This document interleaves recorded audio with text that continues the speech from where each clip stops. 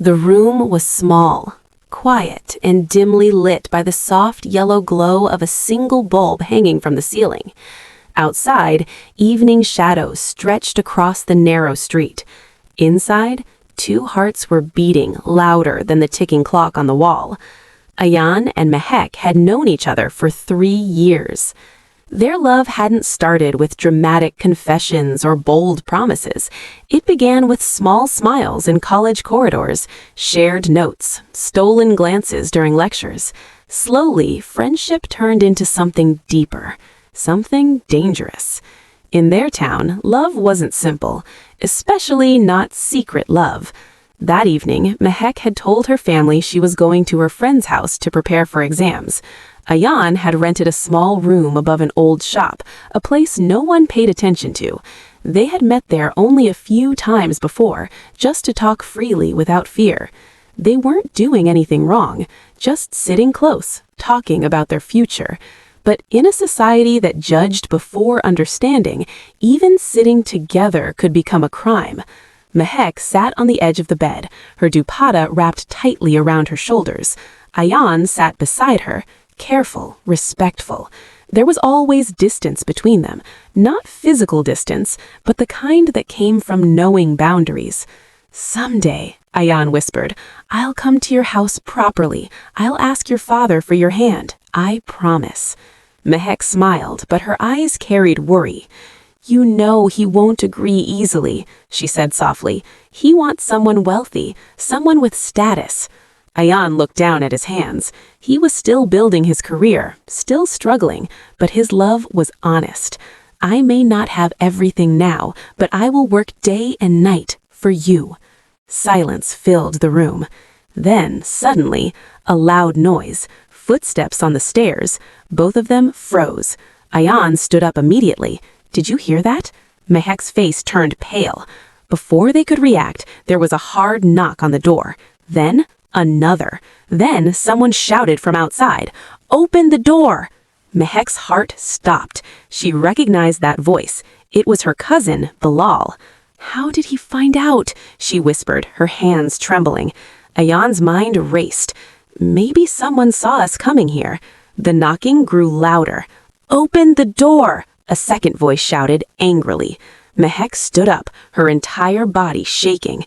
"If they see us here, I'm finished." Her breathing became heavy. Tears filled her eyes instantly. In that moment, love disappeared. Fear took over. Fear of family, fear of honor, fear of shame. In their society, people didn't ask what happened. They created stories. They judged. They accused. Ayan stepped toward her. "Listen to me," he said calmly, though his own heart was pounding. "We didn't do anything wrong." But Mehek's mind wasn't listening.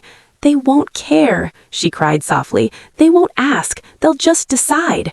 The door handle began to shake violently. Then, crash, the door burst open. 4 men stood outside, her cousin, her uncle, 2 neighbors. Their faces were filled with anger.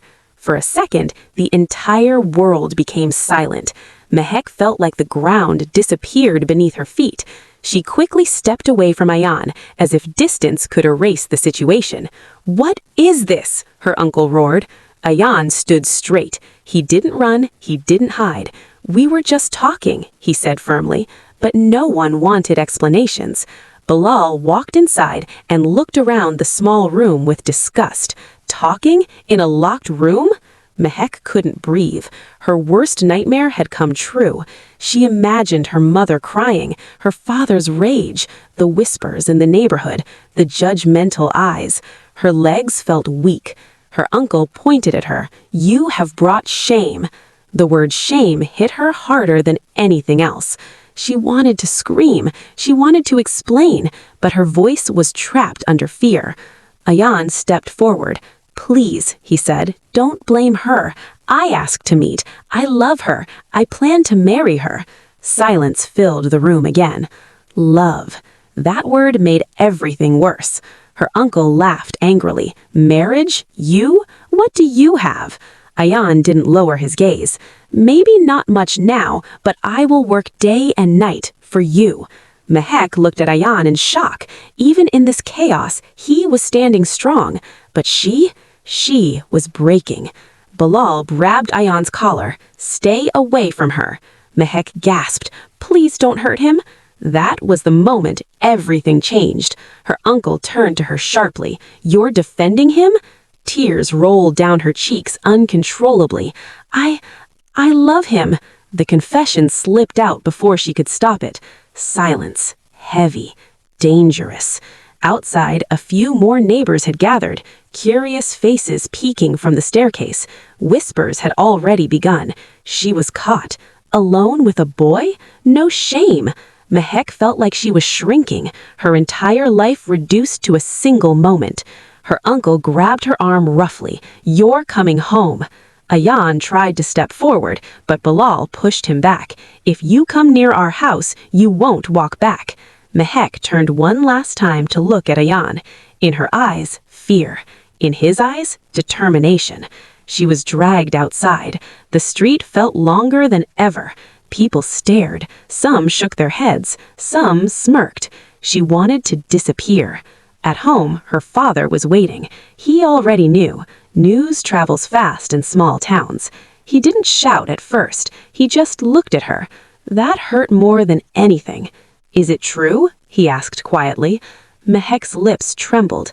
"Yes." Her mother began crying loudly. "You destroyed us," she sobbed.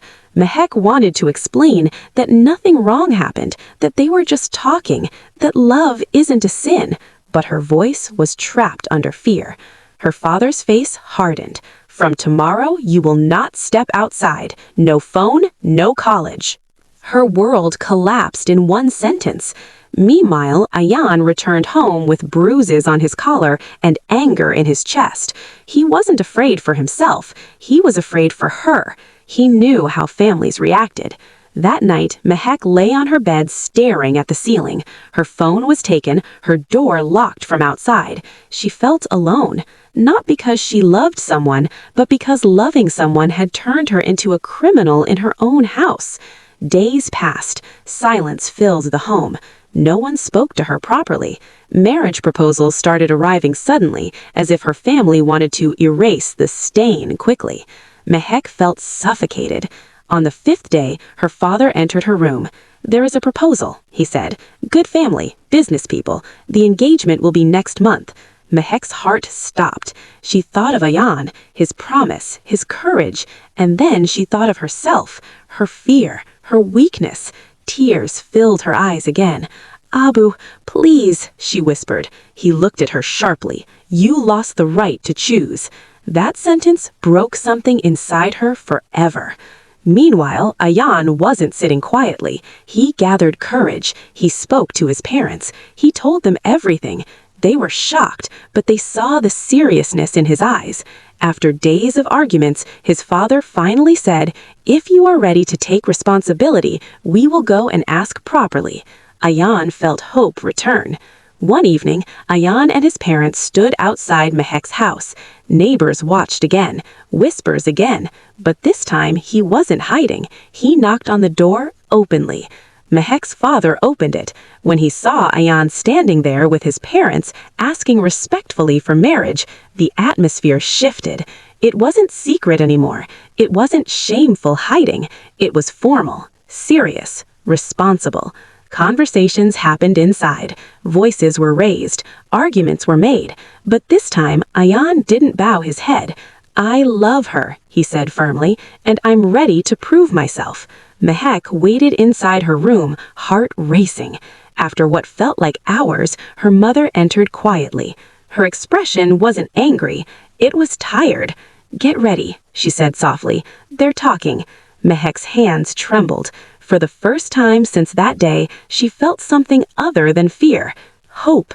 Love had almost destroyed her reputation. Fear had almost destroyed her courage. But responsibility might save everything.